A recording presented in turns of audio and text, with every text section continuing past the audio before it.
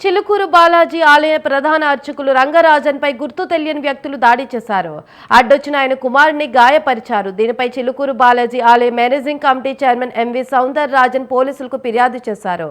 ఈ మేరకు కేసు నమోదు చేసుకున్న పోలీసులు వీర రాఘవరెడ్డిని అరెస్ట్ చేశారు.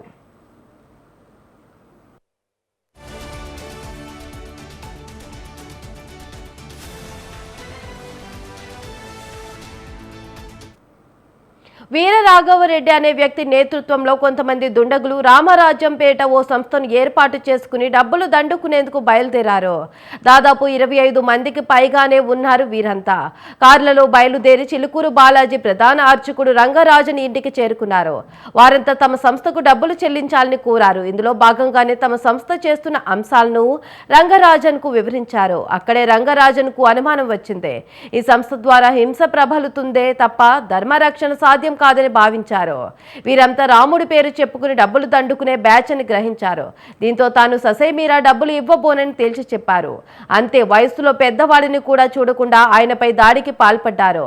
చాలా మంది కలిసి కొట్టారు. దీంతో భయకంపితులైన రంగరాజన్ వారిని ఎదిరించలేని దీనస్థితికి చేరుకున్నారు.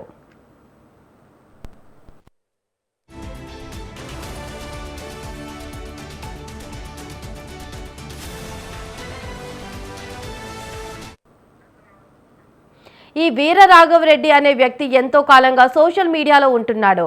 లాలో కొన్ని సెక్షన్లు, భగవద్గీతలోని కొన్ని శ్లోకాలు అవపోసనం పడితే ధర్మరక్షణ చేయవచ్చని అనుకున్నట్లున్నాడు. తనలాంటి మరికొందరు ఉన్మాదులు వెంట వేసుకొని ధర్మరక్షణ పేట బయలుదేరిండు. అందుకు రామరాజ్యం అనే పేరు పెట్టుకున్నాడు. ఈ గూండాలందరికీ తినడానికి తిరగడానికి డబ్బులు కావలసి వచ్చింది.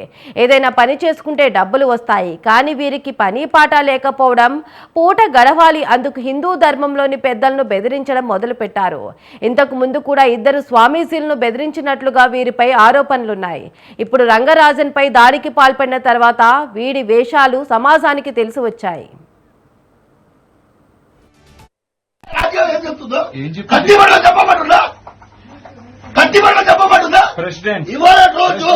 Governors and Governor, President.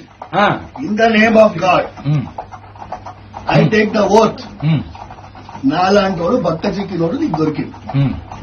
ఇదే వైష్ణవ కృషి గోరక్ష వాణిజ్యం మీ ఆలయ పరిధిలో ఎంతమంది ఉన్నారో తెలియదు. అన్య మత ప్రార్థనా మందిరాల్లో బోధిస్తున్నారు ఈ దేశాన్ని ఎలా దోచుకోవాలని. తెలిసినల్లో ఒకటే, బలుపు అంతా ఒకటే,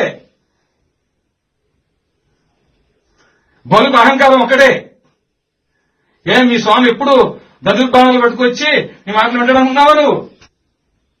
మా ఇక్ష్వాక వంశీల సాంప్రదాయాన్ని అనుసరించి ఒక్క అవకాశం మీకు ఇస్తున్నాం. ఇది తప్పితే మేము రామ మహాత్మ వచ్చి చేయాల్సిన పని చేసుకెళ్లిపోతారు. విన్నారు స్వామి? మీ పని మీరు చెయ్యమని మరొకసారి మనవి చేసుకుంటున్నాం. అయ్యా పెద్దలు ఎవరన్నా మాట్లాడేదేమన్నా స్వామి? మహాత్మా పురుషోత్తములారా, పురుషోత్తములారా, అయ్యా మంచిగా చేసుకోండి. నువ్వు చెప్పాలి రాజ్యం ఏం చెప్తుందో.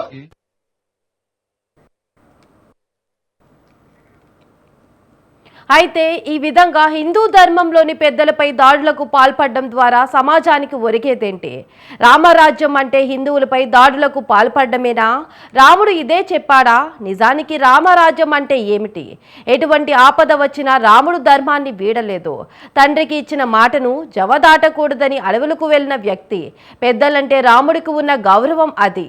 మరి మీరేం చేశారు? రాముడి పేరు చెప్పుకుని డబ్బులు దండుకోవడమేనా మీ పని? ఆలయ అర్చకులపై దాడులకు పాల్పడమేనా రామరాజ్యమా? మీ వల్ల సమాజానికి ఏం ఉపయోగం? వేషం వేసుకుని తెలియని నటవిట శూద్రుల వనితలు స్వవచమౌటకు ఉపదిశించి సంతసిల్లి స్వరలయంబులెరుంగకనే శిలత్ములై సుభక్తులకు సమానమని దుడుకుగల నన్నే దొరకొడుకు బ్రోచురా. స్వరం తెలియదు. స్వరం తెలుసా? లయ తెలుసా? ఇక్ష్వాకు వంశీయులు ఏ గోత్రాలు ఉన్నారో తెలియదు. క్షాత్రం కలిగిన వారు మీ పరిధిలో ఎంతమంది ఉన్నారో తెలియదు. వైశ్య పరంపర 44వ శ్లోకంలో చెప్పిన వైష్ణవ కృషి గోరక్ష వాణిజ్యం మీ ఆలయ పరిధిలో ఎంతమంది ఉన్నారో తెలియదు. అన్య మత ప్రార్థనా మందిరాల్లో బోధిస్తున్నారు. సిఎస్ రంగరాజన్ హిందూ సమాజానికి చేసిన మేలు అంతా ఇంత కాదు. ఆయన పోరాటం మీరా రాజ్యాంగానికి వ్యతిరేకంగా కాదు, రాజ్యాంగాన్ని అనుసరిస్తూనే పోరాటాన్ని కొనసాగించారు. రాజ్యాంగాన్ని అనుసరిస్తూనే ధర్మాన్ని కాపాడుకోవడం ఎలా అనే విషయాలపై అనేక సూచనలు చేశారు. How can we establish Ramarajya through deity rites శీర్షికన వ్యాసాన్ని ప్రచురించారు. అసలు సిసలైన రామరాజ్యం స్థాపనకు హిందువులు ఏం చేయాలో చాటి చెప్పారు. కేరళలోని తిరువనంతపురంలోని పద్మనాభ స్వామి దేవాలయంపై గతంలో సుప్రీంకోర్టు ఇచ్చిన తీర్పును స్వాగతించారు. కేంద్ర ప్రభుత్వం కశ్మీర్లో ఆర్టికల్ 370ని తొలగించడాన్ని చారిత్రక విషయంగా అభివర్ణించారు. మరీ ముఖ్యంగా ఆలయాలను దేవాదాయ ధర్మాదాయ శాఖ చేర నుంచి ఎలా తప్పించాలన్న దానిపై ఎన్నో పోరాటాలు చేశారు. అందుకు తానే ఓ ఉదాహరణగా నిలిచారు. దేవాలయంలోని హుండీలను తొలగిస్తే ప్రభుత్వాలు తమ జోలికి రావని గుర్తించారు. అందుకే తొలుత తన దేవాలయంలోని హుండీనే తొలగించారు. తన దేవాలయంలో హుండీ లేదు కాబట్టి తక్కువ ఆదాయం ఉన్న క్షేత్రంగా చూపించారు. దీనివల్ల తనకు ఆదాయం లభించకపోయినా పర్వాలేదు, దేవుడు మాత్రం ప్రభుత్వాల చెరలో బందీ కాకూడదని తప్పించారు.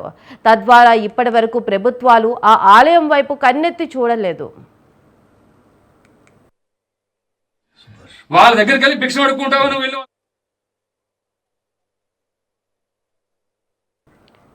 వీరరాఘవారెడ్డి లాంటి వారి వల్ల ధర్మాన్ని నిలబెట్టుకోవడానికి తప్పించేవారంతా భయకంపితులకు గురి కావాల్సిన పరిస్థితి ఏర్పడుతుంది. 20 మంది గూండాలను వెంట వేసుకుని ఊర్ల మీద పడిపోయి ధర్మాన్ని కాపాడుకుంటామని అనుకుంటే అంతకన్నా బుద్ధి తక్కువ పని ఇంకోటి ఉండదు. హిందూ ధర్మాన్ని కాపాడడానికి వేల ఏళ్లుగా ఎంతో మంది మహర్షులు మునులు తమ జీవితాలను త్యాగం చేశారు. అటువంటి త్యాగాల వల్లే ఇప్పటికీ హిందూ ధర్మం 4 పాదాలపై నిలబడి ఉంది. ప్రస్తుత కాలంలో చిలుకూరు ఆలయ అర్చకులు రంగరాజన్ కూడా అటువంటి పోరాటాన్ని చేస్తున్నారు. మరీ ముఖ్యంగా దేవాలయాలను ప్రభుత్వాల చెర నుంచి విడిపించడానికి ఏమేం చేయాలో అన్నీ చేస్తున్నారు. అటువంటి వారిని కాపాడుకోవాల్సింది పోయి మీ స్వార్థం కోసం డబ్బుల దాహానికి దాడులకు పాల్పడతారా? భారతదేశ చట్టాల్లో ఏముందో రంగరాజన్కే బోధించేంత పెద్దోళ్ళు అయ్యారు. ఆయనకు చట్టాలను బోధించే ముందు మీరే ఆ చట్టాలను మరోసారి చదవండి. అవకాశం వస్తే రాజ్యాంగాన్ని తగులబెడతా అని వీడియో విడుదల చేసినప్పుడే ఈ వీరరాఘవరెడ్డికి మన రాజ్యాంగంపై ఎంత గౌరవం ఉందో అర్థం చేసుకోవచ్చు. పోలీసులను అరెస్టు చేస్తాం, జడ్జీలను అదుపులోకి తీసుకుంటామని చెప్పినంత మాత్రాన చట్టాలు నేర్చుకున్నట్లు కాదు. ఆ పని చేస్తే ఇప్పటికే జైల్లో చిప్పకూడు తినేవారు. అయినా ధర్మాన్ని కాపాడడానికి హింసను ఎంచుకుంటామంటే మీకు ఉగ్రవాదానికి తేడా ఏమిటి? వాళ్ళు చేసే పని కూడా అదే కదా. మతం పేరిట వేలాది మందిని పొట్టన పెట్టుకున్నారు. ఇంకా అది కొనసాగుతూనే ఉంది. మన దేశంలో హింసను ఆశ్రయించిన సంస్థలన్నీ ఏమైపోయాయి? ఈశాన్య రాష్ట్రాల్లో వేర్పాటువాదం, పంజాబ్లో ఖలిస్తానీలు, తమిళనాడులో ఎల్టీటీఈ ఏమైపోయాయి? సాయుధ పోరాటంతోనే అధికారం సాధ్యమవుతుందని నమ్మిన వీరంతా ఇప్పుడు అంతమైపోయారు.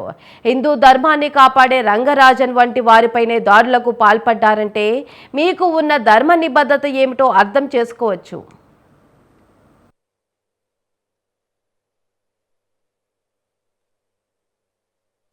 రామరాజ్యం సంస్థకు చెందిన వారిని చూస్తూ ఉంటే ఒక్క విషయం మాత్రం స్పష్టంగా అర్థమవుతుంది. ధర్మం పేరిట డబ్బులు దండుకోవడమే వీరి ప్రధాన అజెండా. వీరు చెబుతున్న ధర్మ రక్షణ కేవలం సాకు మాత్రమే. లోపల చేసేదంతా దందాలాగానే కనిపిస్తుంది.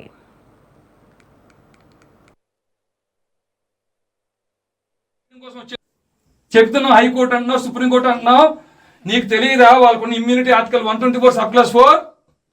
ఎవడైనా ఇప్పుడు దాకా ఏ ప్రధానమంత్రి అయినా ఇంపీచ్ చేయగలిగారా? 77 ఐపీసీ, 197 సిఆర్పిసి వాళ్ళ రక్షణ కవచాలు తెలియదా మీకు? భగవద్గీత 18వ అధ్యాయంలో 17వ శ్లోకం ఉన్న యస్య నాహంకృతో భావో బుద్ధిరేశ్య నలిపితే హత్వాపి సహిమాన్ లోకాన్ని హంతి ప్రయోగించే అవకాశం మాకు లేదా?